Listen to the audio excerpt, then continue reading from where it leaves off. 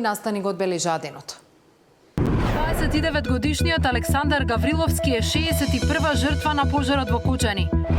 2 години затвор за возачот кој усмрти 22-годишната Теодора од Тетово. Владата нема да се реконструира пред локалните избори. Мицкоски ја затвора вратата за шпекулациите за раздор во вреди и трампа на ресори со знам. Филипче во Брисел ден по изборите во СДСМ вели дека партијата се обединува. Зголемена капитација за матичните лекари објави владата на Светскиот ден на здравјето.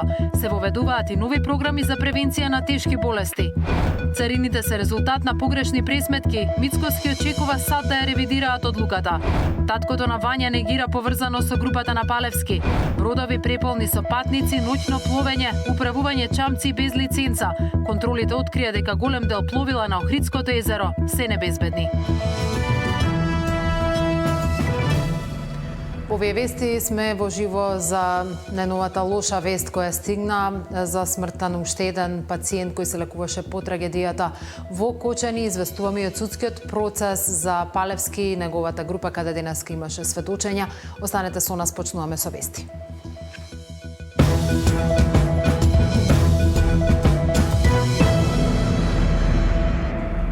Бројот на загинати во трагедијата во Кучани се искачи на 61. Битката загуби уште еден пациент кој беше на лекување во Литванија.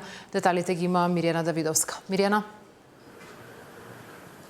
Да, за жал, попладнево пристигна оваа лоша вест, која што ја соопшти министерот за здравство. Пожарот во дискотеката Пулс ја зеде и 61-та жртва. Почина 29-годишниот Александар Гавриловски, кој уште ден по трагедијата беше веднаш упатен во медицинскиот центар во Литванија и таму се лекуваше се до денеска. Според информациите кои што ги соопшти министерот за здравство, последните 3 дена на Александар значително му се влошила здравствената состојба. Тој инаку во пожарот се здобил со 35% изгореници од 3 степен, како што рече Таравари, а биле зафатени и дишните патишта. Во продолжение ја слушаме изјавата од министерот. Неговата состојба беше тешка од почеток, меѓутоа од 4 април веќе се влошува уште повеќе. Од вчера пациентот беше ставен во хемодиализа и за жал денеска во 11 часот почина и ово не е вториот пациент кој што почина од 193 што ги третиравме во државата и надвор од државата. Ја би сакал да изразам сочувство до семејството на Александар Гавриловски. Ни остануваат уште 20 критични пациенти. Покојниот Александар имаше повреди 35% изгореници од 3 степен, со изгореници исто така во дишните патишта. Еден од потешките пациенти кои што ној беа. Ми знаеме ли каква е состојбата на останатите повредени кои се уште се на лекување во странство и во земја? Генерално стабилна. Министерот за здравство не сакаше да споделува многу информации, вели дека уште во критична состојба се уште 20 пациенти кои што се лекуваат во странство, но тој се надава дека лекарите во овие странски медицински центри ќе направат се за да стабилизираат нивната здравствена состојба. Инаку минатата недела во еден од странските медицински центри во Литванија исто така почина и управителот на дискотеката, инаку во странство се лекуваат уште 66 пациенти, на домашните клиники се уште хоспитализирани се уште 10 лица кои беа повредени во пожарот. Мирјана Давидовска, благодарам за информациите. 2 години затвор за Менсур Пајазити, кој во септември 2022 година ја прегази 22-годишната Теодора Ристевска. Вака одлучи судот во Тетово, откако тој на денешното ручиште призна вина. Во септември 2022 22-годишната Фрусина Теодора беше прегазена во Тетово од БМВ кој го управувал 44-годишниот Пајазити. Тетовскиот суд следната година пресуди 3,5 години затвор за возачот, тој ја обжали казната. Вишето јавно обвинителство во Гостивар ја прифати, а апелациониот суд во Гостивар ја намали казната на 2 години затвор. Но тој тогаш не заврши на издржување на затворската казна, туку Врховниот суд го уважи неговото барање за вонредно преиспитување на пресудата и ги укина двете пресуди на пониските судови па го врати предметот на повторно судење во Тетовскиот основен суд.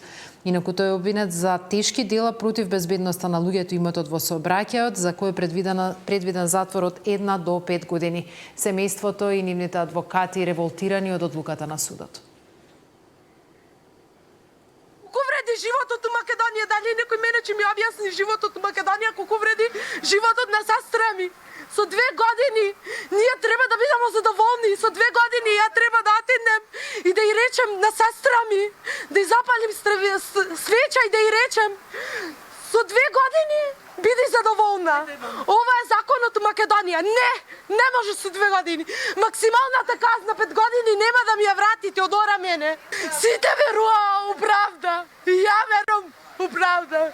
И ја верувам дека ќе се смени ова 2 години и ќе остане барем максималната казна 5 години. Никаква верба во ова држава. Верувајте. Згаден. Како? Као човек сум згаден. Што да очекувам од ова држава? Кажите ми. Плачем за правда, правда нема. Нема да има никад правда во ова држава.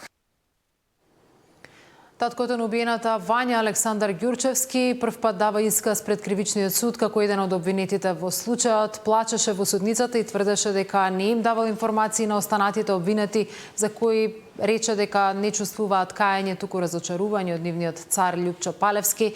Деталите од судското рочиште ги пренесува Зоран Јаневски. Зоран, што се случуваше во судницата? Да, повеќе од 4 часа трае сведоштвото на Александара Ѓорчевски, таткото на убиената Вања.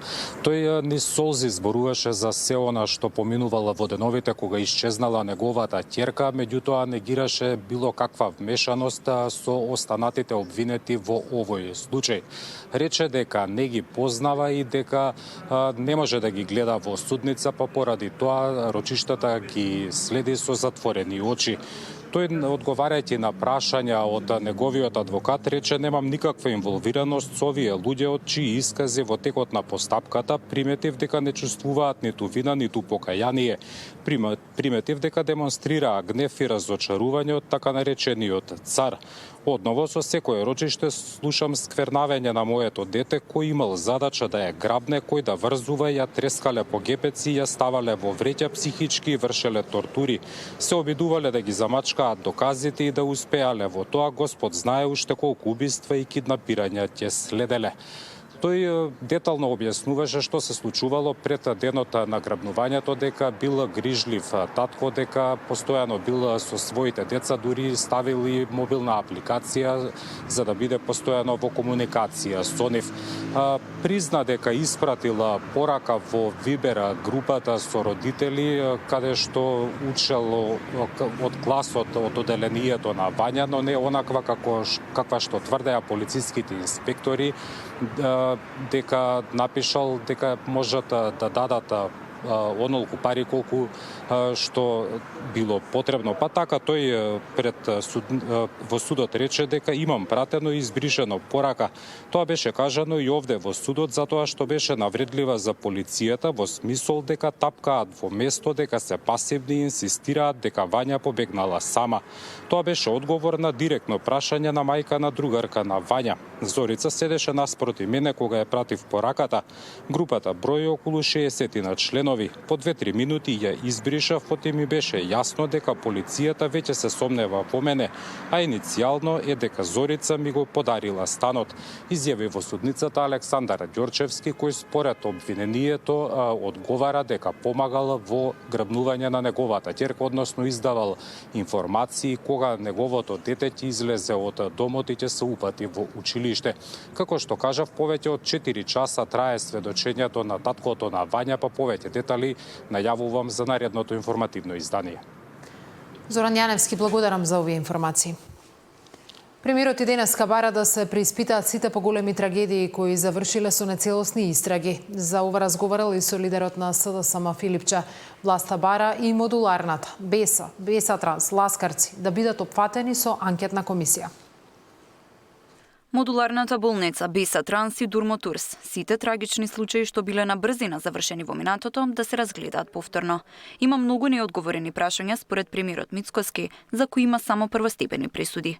За разлика од случајот со Кочани, каде што има 34 приведени, во овие случаи немало приведено никој. Ако вистински сакаме ресет, тогаш ќе треба тој ресет да го направиме на сите нивоа и да ја видиме одговорноста и во тие случаи, и во случајот Ласкарци, и во случајот Биса Транс, и во случајот модуларна болница, да видиме дали и како е постапувано, како е направен тендерот, зошто е така направен и така натаму, зошто не се исполнети, кој е тој кој што бил надзор, зошто го пуштиле во употреба, зошто не бил пуштен во употреба и немал употребна дозвола тој објект. Предлогот на ВМРО-ДПМН е во собранието да има анкетна комисија за пожарот во Кочани и да се прошири и за другите трагедии во кои имаше голем број на жртви. Нашата пратеничка група предложи и стои на тоа да се прошири за овие други 3 случаи, така што може таму да има јавна дебата, да се разговара, да се отворат сите аргументи и сето тоа кое што представува сомнеш да биде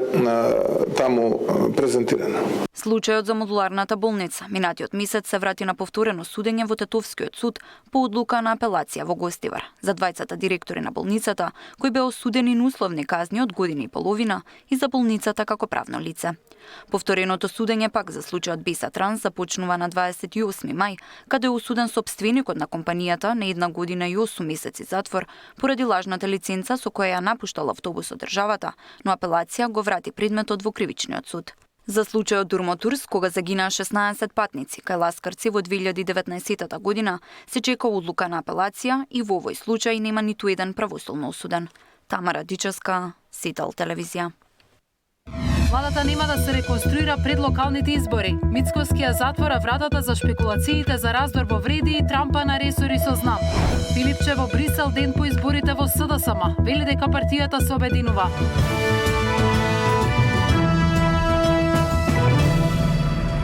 Реконструкција на владата пред локални избори нема да има. Одсечно одговори премиерот по серијата шпекулации за нова распределба на ресорите во владиниот кабинет. Деман стаса и од знам по информацијата дека партискиот лидер, градоначалничкото место во Куманово ќе го трампа за министерско во ресорот одбрана. Дали пред локалните избори се планира реконструкција на владата? Не. Одсечно не од премиерот по теоретската можност за реконструкција на владата во пресрет на локалните избори која ја отвори вице-премиерот Меджити. Ќе видиме тоа. Не исклучувате можност? Мислам, теоретски да, ќе видиме, мислам.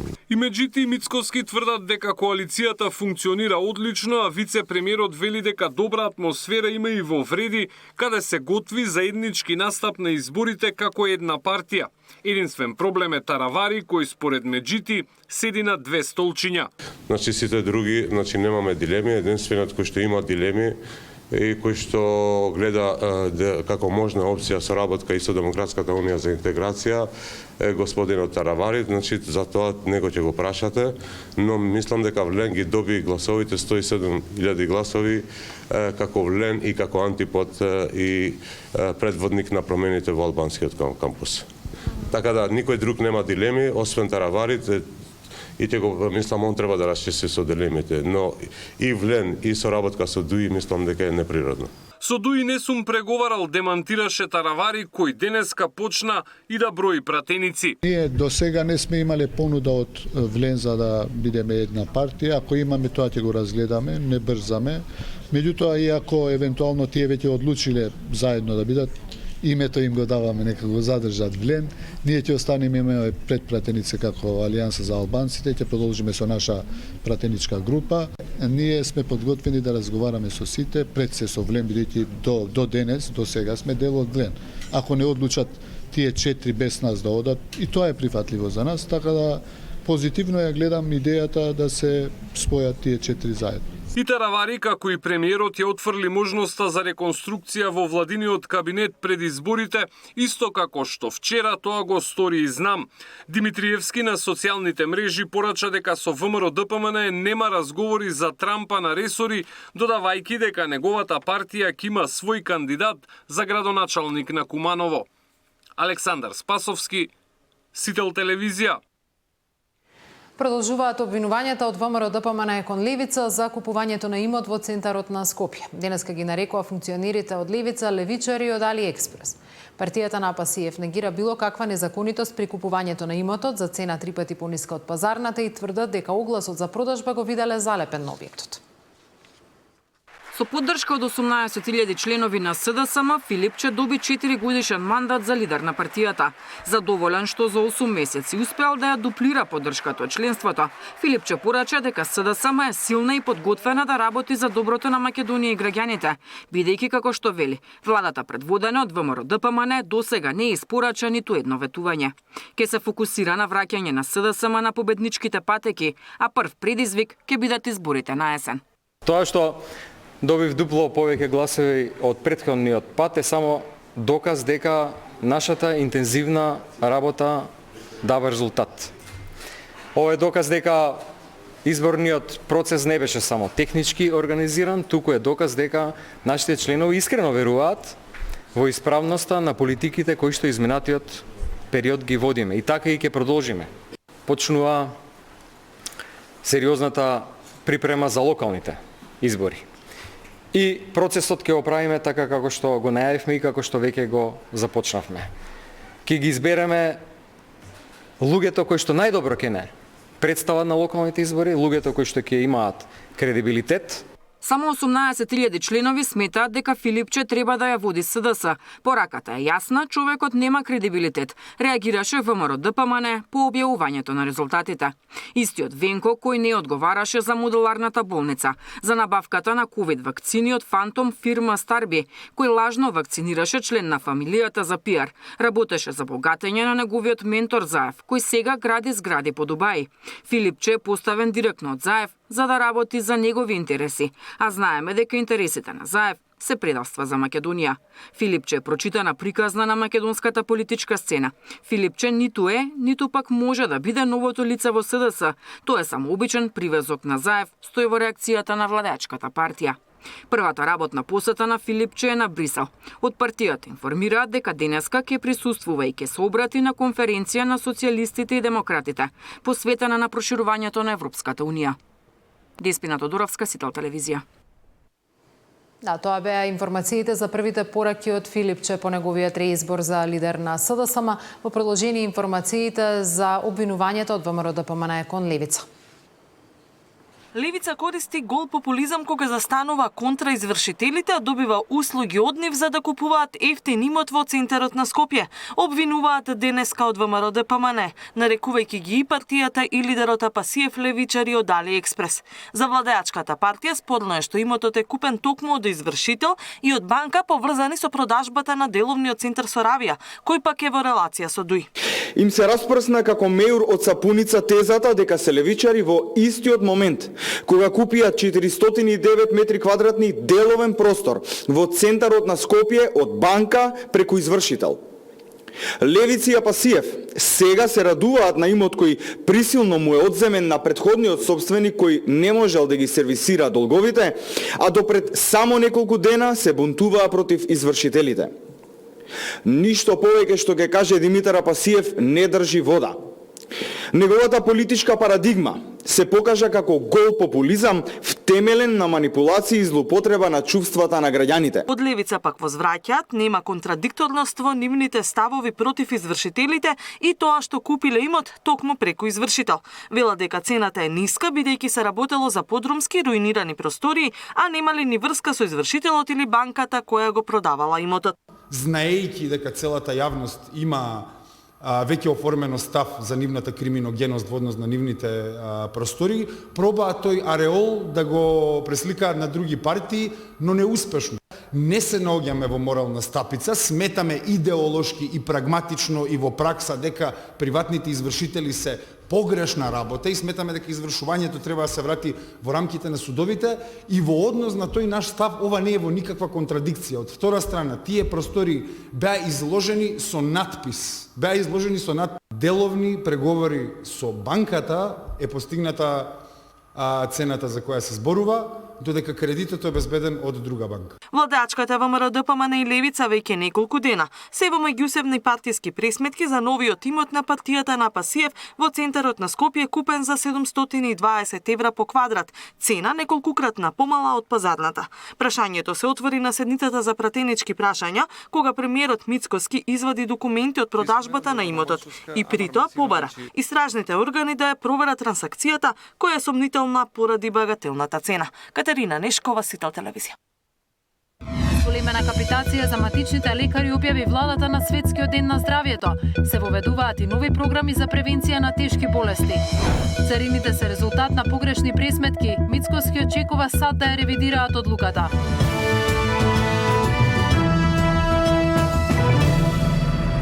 Од месецов се зголемува капитацијскиот бод за матичните доктори од општа медицина, гинекологија и стоматологија. Тоа значи повисоки плати и помотивирани лекари, рече денеска премиерот на Денот на здравјето. Владата става фокус на превентивната медицина и раното откривање на малигни болести. Светската здравствена организација оваа година ќе се насочи кон здравјето на родилките и новороденчињата. Според СЗО, на секои 2 минути умира една жена поради компликации при бременност или породување. Матичните лекари добиваат повеќе пари од државата. Почнувајќи од априлската плата, општите лекари, гинеколозите и стоматолозите ќе добијат повисоки плати, откако владата го зголеми капитациониот бод до 33%. Согласно оваа одлука, вредноста на капитациониот бод за општа медицина и гинекологија ќе се зголеми од 75 на 100 денари, додека за стоматологија од 61 на 75 денари, што представува зголемување од 33, односно 23%. Ова зголемување доаѓа по повеќе годишна стагнација во периодот од 2019-2022 година. На Светскиот ден на здравјето, Фондот за здравствено осигурување најави значителни реформи за примарната здравствена заштита, односно состојбата ќе се минува преку 5 нови протоколи со фокус на кардиоваскуларните болести. Дополнително за тоа, Фондот за здравствено осигурување воведува нови цели за превенција и рано откривање на малигни заболувања на простата, на дебело црево и на грло на матката, заедно за лекарите, за гинеколозите. За прв пат се воведува превентивна цел за ментално здравје. И тоа посебно насочено кон рано откривање на депресија кај млади луѓе од 18 до 35 години. Година во одбележувањето на Светскиот ден на здравјето е со фокус на мајчинското здравје и здравјето на новороденчињата. Најважната работа е промоцијата да се допре до сите овие умови кои што не доаѓаат на редовни контроли, тоа значи прегледи и взимање на тестови. И втора работа е вакцинацијата кога збориме за заштитата од ракот на грлото на матка. И најмалите од 10 скопски граденки го одбележаат денот со крос-траки во градскиот парк. Денот на здравието. Да трчаме, да пиеме вода, да јадеме здрава храна и да не гледаме многу во телефони. Правиш ти за да бидеш многу здрава? Трчаме и јадеме зеленчуки и оваш. На Светскиот ден статистиката говори дека се намалува и бројот на ординации. Само лани биле затворени 34 по општа медицина, 24 по стоматологија или споредбено со 2015 година, до сега повеќе од 100 ординации биле затворени. Ивана Соколовиќ Најдова, Сител телевизија.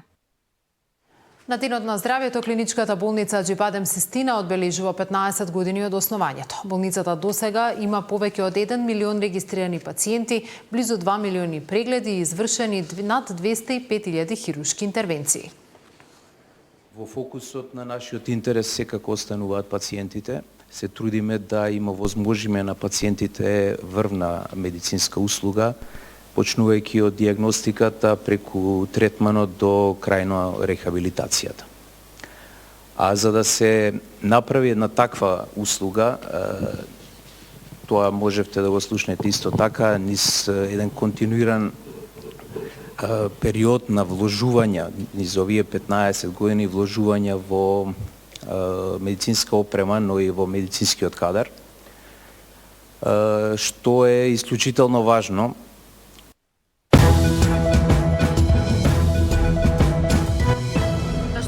фокусот на Светскиот ден на здравјето. Кои се клучните предизвици за македонскиот здравствен систем? Тема на денот во 19 со представникот на СЗО за Македонија, Аки Мали.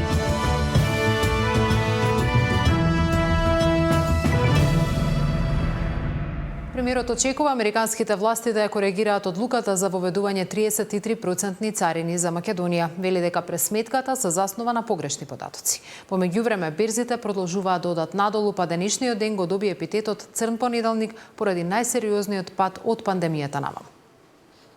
Премиерот Мицкоски очекува наскоро да се ревидира одлуката на САД за зголемување на царините кон земјава. Новиот тарифник за увоз од 180 држави, вклучувајќи ја и Македонија, стапува во сила задутре. Трамп ни одреди царина од 33% со тврдење дека Македонија има царина од 65% за увозот од САД. Според Мицкоски станува збор за некаква грешка или погрешна информација. Очекувам многу скоро да се коригира ова кое што очигледно е резултат на некаква грешка или погрешна информација. Имајќи предвид дека нашата трговска размена со Соединетите американски држави во 2024 година е во негатива, односно сме во дефицит, а тие држави кои што се во дефицит практично немаат ваков тип на зголемување на давачките. И сега се споредуваат податоците, во контакт сме и со амбасадата, и со Министерството за економија, и со кабинетот на претседателот Трамп. И тоа беше дел од разговорите што ги има накратко во Брисел министерот Моцунски и државниот секретар Рубио, така што по периодот очекувам да се излезе од оваа состојба. Премиерот не откри детали што точно се преговара со САД, затоа што процесот бил сензитивен, но објасни дека за Македонија ќе бидат поголеми индиректните ефекти, доколку Европската Унија не успее да ја надмине новата состојба. Во меѓувреме, министрите за економија и трговија на ЕУ денеска во Луксембург ја кројат стратегија за тоа како Трамп да ги повлече царините. Германскиот министер упати остра критика. The calculations from my point of view are nonsense. Even the basis of the calculation is nonsense. If we, the rest of the world, are selling cheaper goods to the American economy, it's of use of the American economy. So even the basis of the calculation, how shall I put it, economical, philosophical basis is nonsense. Земјите членки на Европската Унија во среда треба да гласаат за контрамерки на американските царини за челик и алуминиум. Потопот на светските берзи продолжува. Цените на акциите, златото, нафтата и доларот бележат силен пат. Инвеститорите се плашат од глобален трговски конфликт, додека загриженоста од инфлација и рецесија се повеќе се шири. Мартин Арсов, Сител телевизија. Инфлацијата во март, споредено со февруари, бележи намалување од 1,3%, покажуваат податоците на Државниот завод за статистика. Од Министерството за економија велат дека ова е резултат на мерките на владата за ограничување на бруто профитната маржа на 102 групи на основни прехранбени производи, како и на замрзнувањето на цените на 8 групи на основна храна. Инфлацијата почна да се смирува. Државната статистика објави дека трошоците за живот во март изнесуваат 2,7% и во однос на февруари истите се пониски за 1,3%. Владините мерки за замрзнати цени и ограничени маржи вродија со плод, велат надлежните. На 1000 прехранбени производи се продаваат поевтино од 1 март и токму поради тоа намалувањето на цените кај храната е најголемо. Онаму каде што најмногу се однесуваше одлуката, односно мерката од владата, тоа се храната и пијалоци, основни за живот, кои беа ставени во сите групи на производи, кои беа офатени со таа одлука во март во однос на февруари е намалена за цели 3%. Мислам дека најмногу даде резултати контролата на најголемите увозници на зеленчук и овоше во 3 субјекти најголеми во Македонија. Беше влезено и беа утврден голем број на неправилности играјно околу маржата со цените на тие производи. Најголем годишен скок на цените статистиката регистрира кај мастите и маслата, кои поскапеле за 10%. За скоро 5% поевтинила само рибата и морските плодови. Лебот, житата и месото скоро и да немаат промена во цената, додека овошјето и зеленчукот се продаваат за над 5, односно скоро 3,5% поскапо. Владините мерки завршуваат крајот на април. Потоа ќе се одлучува дали и какви чекори ќе се преземат. Во меѓувреме објавен и правилникот во службен весник, според кој сите трговци на веб страна треба да ги објавуваат цените на производите, така што граѓаните ќе можат да проверат каде им е наисплатливо да пазарат. Треба крајот на април према сите рокови, мислам дека 45 дена беше од објавувањето на одлуката и промена на законот. Сметам дека имат доволно време да се подготват, имат капацитет и тоа добро би било да граѓаните јавно ги гледаат цените. Министерството за економија веќе изготви просечната потрошувачка кошница, која се чека да ја усвои владата. Ристевски открива дека ќе ги содржи неопходните основни прехранбени и земјоделски производи, вклучувајќи го и сезонското овоше, карактеристично за периодот кога се консумира, а не како кошничката на синдикатот, каде стрешите и лубениците се пресметуваат во зимскиот период. Наташа Мерсовска, Сител телевизија. Бродови преполни со патници, ноќно пловење и управување на чамци без претходна лиценца, тоа се само дел од неправилностите кои се утврдени при заселените контроли во Охридското езеро. Ноќно пловење, непоседување уверение за управувач на чамец, неистакната регистарска ознака еден катамаран казнет за претовар на патници, се неправилностите кои што се утврдени при заселените контроли во Охридското езеро. Од капетање на пристаништата вела дека се детектирани 18 прекршоци за неисправности и непочитување на правилата за пловење. За временскиот период од 6 месеци извршени се 28 инспекцијски надзори, од кои 3 редовни надзори на бродови, 4 вонредни надзори на катамарани, 2 вонредни надзори на пасари со надграда бродови до 12 патници и 19 вонредни надзори на кајчина. Од извршените вкупно надзори констатирани се 18 прекршоци на чамци. Контролите ќе следат и во пресред на летната сезона. Од капетани апелираат до сите учесници во внатрешната пловидба навремено да ги регистрираат своите чамци, да се придржуваат до правилата и мерките за безбедна пловидба. Исто така сакам да апелирам во летниот период ќе се зголеми обемот на инспекцијски надзор во соработка со езерската полиција и сакам да апелирам до сите учесници во внатрешната пловидба навремено да ги извршуваат своите обврски за регистрација на пловните објекти и да се придржуваат до правилата, мерките и прописите за безбедна пловидба. За безбедност на патниците сите пловила треба да имаат заштитни појаси, сидро, венец за спасување против пожарен апарат и радиоврска со капетанија.